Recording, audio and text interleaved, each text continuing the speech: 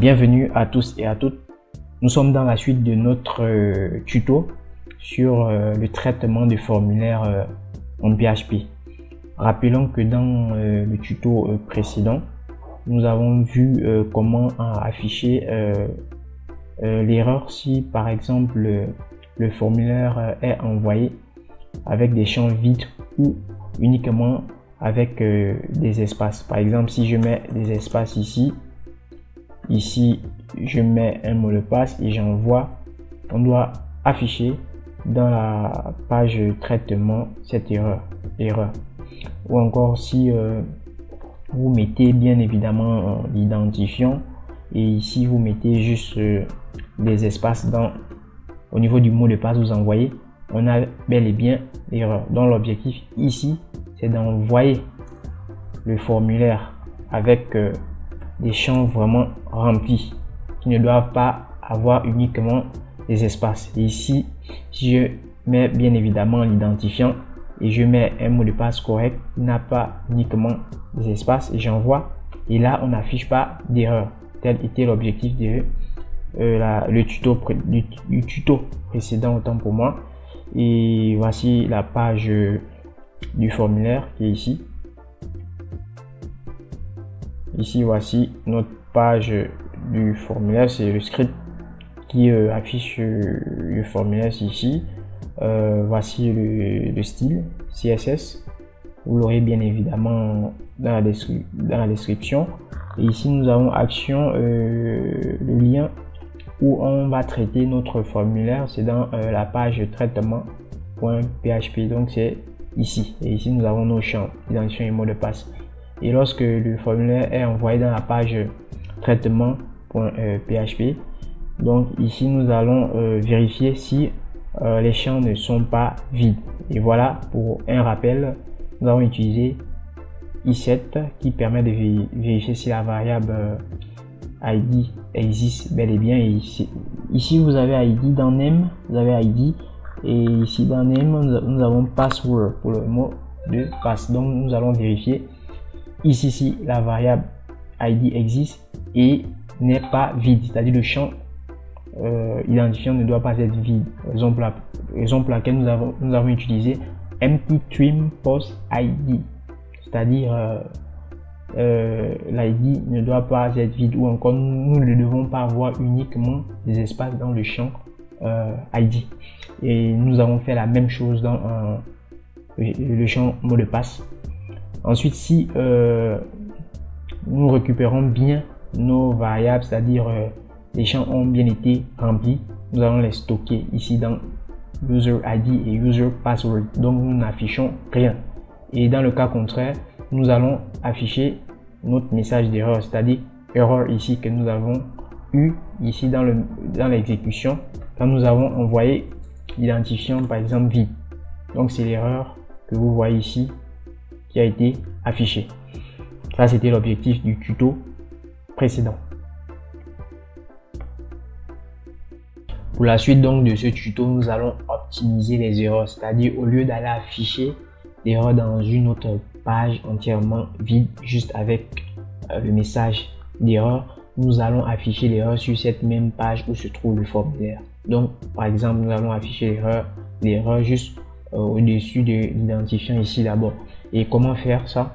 Voilà, nous allons venir ici, au lieu d'afficher l'erreur dans une page vide, nous allons faire un header, donc nous allons rediriger vers la page index où se trouve le formulaire, dans ce location de points, et le lien vers la page suivante. Et nous créons notre variable erreur est égal à le type d'erreur. Quel est le type d'erreur? Par exemple, erreur en général. Donc si on recharge maintenant notre page et on envoie un formulaire vide, vous voyez que la page a été rechargée et le traitement.php, donc la page qui traite le formulaire, a renvoyé l'erreur au niveau de index.php, et ici nous avons l'erreur dans l'URL. Voilà, erreur. Et maintenant, ce que nous allons faire, c'est afficher l'erreur comme nous avons dit au-dessus de l'identifiant. Comment faire? Nous venons maintenant dans index. Nous allons afficher l'erreur ici. Voilà, qu'est-ce qu'on va mettre? Voilà, PHP if get erreur. Donc ici on utilise get comme nous allons récupérer en fait la variable erreur dans l'URL. Et voilà, if get error est égal à, on a dit que c'est quoi? C'est error. Si l'erreur est de type erreur, donc si l'erreur que nous avons ici là c'est l'erreur, parce qu'il peut y avoir plusieurs types d'erreurs. Si c'est l'erreur par exemple de l'identifiant, si c'est l'erreur par exemple du mot de passe, ici on spécifie quelle erreur. Donc ici je prends l'erreur en général, donc erreur.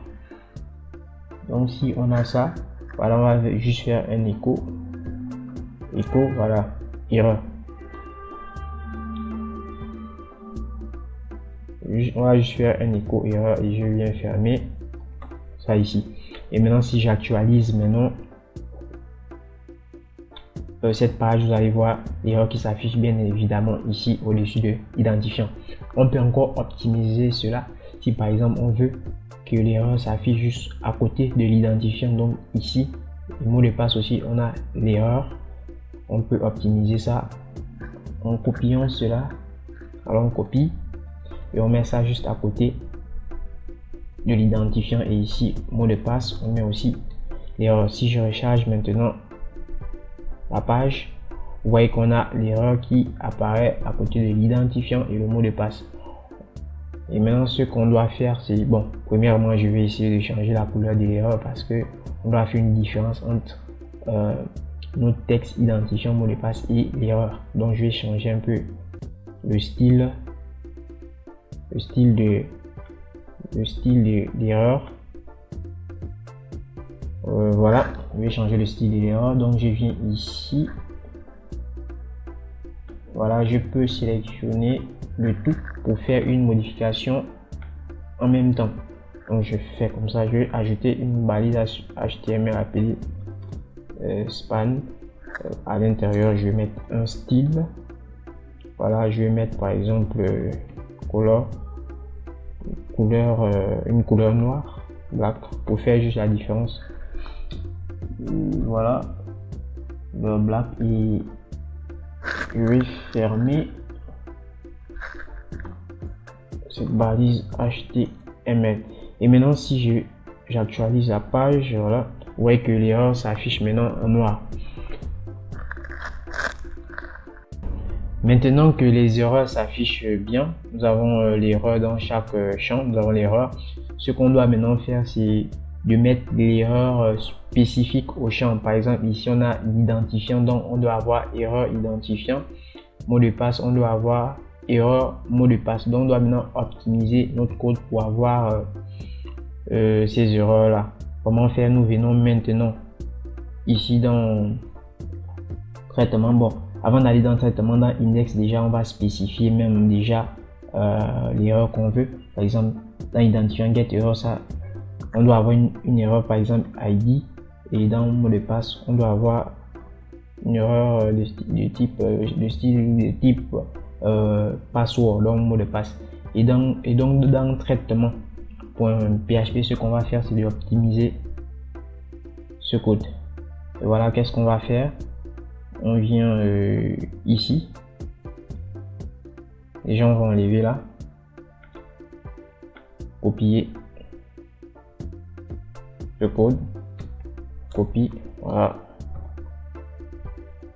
Donc on va séparer les erreurs. Ici on va avoir l'erreur pour l'identifiant, en bas on va avoir l'erreur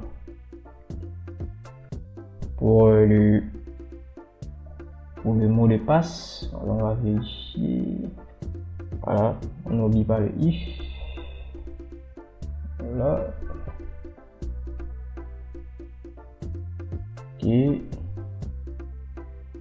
ok, et maintenant on doit aussi fermer ici, d'accord. Maintenant Nous allons copier également ça, enlever ça, voilà. Là on n'a plus d'erreur, et puisque si l'identifiant est vide, ou encore si le mot de passe est vide, nous devons afficher l'erreur dans else. Voilà, on fait comme ça et on met l'erreur à l'intérieur, et on fait la même chose pour l'identifiant. On met else et on met l'erreur à l'intérieur, et ici on a spécifié que c'est l'erreur de type password, et ici c'est l'erreur de type ID. Maintenant si on revient et on actualise ici, donc je vais essayer de enlever ça, on revient à index.php du départ et on met par exemple des espaces ici, et à l'intérieur on met du texte. Voilà, vous avez l'erreur identifiant. Bon, pour optimiser bien l'erreur à identifiant, on va mettre erreur identifiant, erreur identifiant, et maintenant dans mot de passe on va mettre erreur mot de passe. Voilà, et si je recharge maintenant la page, voilà, on a bel et bien erreur identifiant. Et si je fais l'erreur aussi au mot de passe, je mets juste les espaces. Bon, c'est normal puisque si on a l'erreur identifiant, c'est d'abord l'erreur identifiant qui va être interprétée. On va avoir l'erreur identifiant et ça va donc bloquer l'autre erreur. Par exemple, si je mets ici quelque chose et je ne mets rien là-bas, c'est là où on aura l'erreur du bas.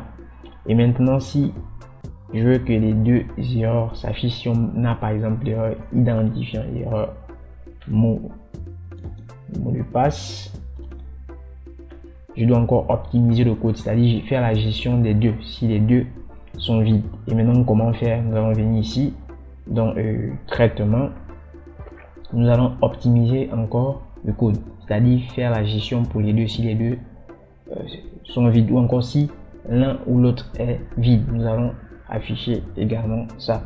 Et comment faire? Voilà, nous allons juste copier ici, on va copier là, on va venir mettre ça ici là, donc nous allons mettre ou et non end, ou pour traiter chacun séparément. Voilà, if post id and not empty post id, and ou or except post password and not empty post password. Si on a ça, voilà,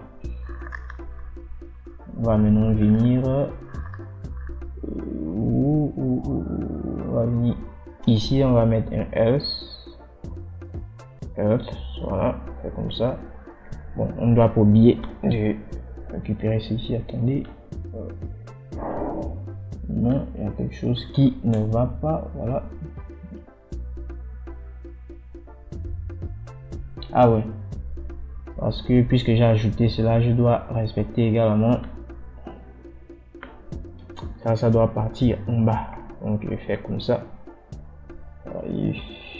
Voilà, je ferme et j'ajoute aussi ici, donc comme ça. Maintenant l'autre, je dois venir mettre s, je ferme d'abord et je mets un s. Voilà. Là on a plus des erreurs, et ici je vais mettre par exemple, si on a l'erreur pour les deux, je vais mettre par exemple true comme ça. Ici post id and not empty post id, voilà. Là c'est pour les deux, là c'est pour l'id, là c'est pour le mot de passe. Ensuite je vais mettre true ici, là si on a les deux. Et maintenant donc pour optimiser ça, je viens ici, qu'est-ce que je vais mettre? Voilà, donc on va mettre une autre condition, ici get une autre erreur, et je dois ajouter ici ou voilà, on copie, ou plutôt get error est égal à true. Voilà, je vais faire la même chose dans password, on n'oublie pas le ou get error est égal à true. Get error est égal à true, ça ne va pas être ici. est ici. Et là c'est bon. Et maintenant si j'actualise maintenant là, si j'actualise la page, voilà. Et maintenant si les deux sont vides, et là-bas je mets oui, si c'est juste vide, voilà, j'envoie. On a les deux erreurs. Et maintenant si je fais juste, je mets l'identifiant là-bas et je n'ai pas de mot de passe, vous voyez qu'on a l'erreur plutôt de mot de passe. Si maintenant je mets plutôt le mot de passe et on n'a pas l'identifiant, on a plutôt l'erreur identifiant. Et maintenant si ce sont les deux, on a l'erreur des deux. Donc c'était l'objectif de ce tuto. J'espère que vous avez bien compris. En tout cas, si vous avez des questions, vous pouvez laisser un commentaire, je vais vous répondre. Et bien évidemment, vous aurez les ressources de cette vidéo dans la description. Et je vous remercie d'avoir regardé la vidéo et on se dit à la prochaine pour un nouveau tuto.